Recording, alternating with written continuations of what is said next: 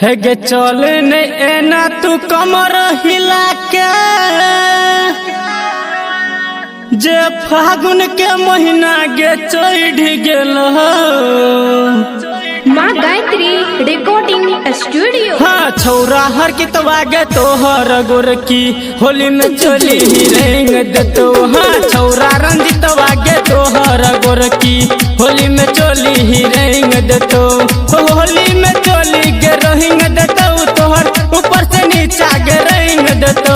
हाँ छौरा कमलत वागे तोहर गोरकी होली में चली रेंग देतो। हाँ छौरा मनीष वागे तोहर गोरकी होली में चली रेंग देतो।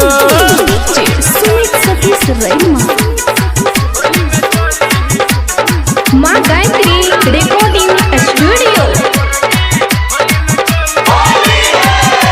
लाल पियर का रंगीन के लहू तो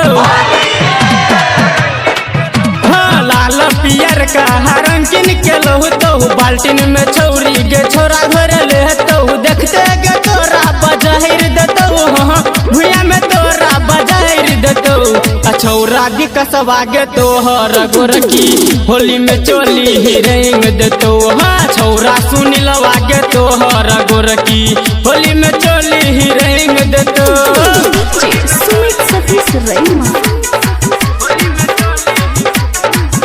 अभी आप सुन रहे हैं सावरिया म्यूजिक।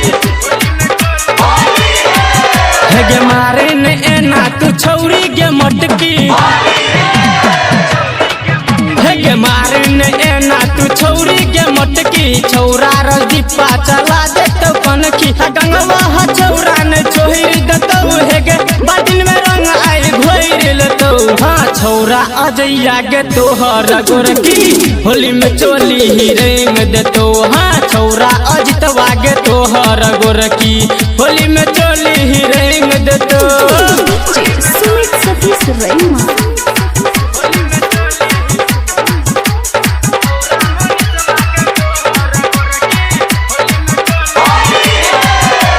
डीजे है पप्पू रतीश के बजही बो।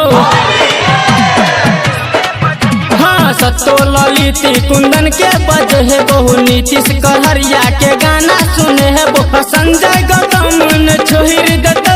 है गे मिठू मंचन मान छोहिर देतो। छौरा निर्मलिया गे तोहर गोरकी होली में चली रेंग देतो। हाँ छौरा कहरिया गे तोहर गोरकी होली में चली रेंग देतो। है गे छोड़बो ना रेंग देबो। मिलता रहेगा हमेशा।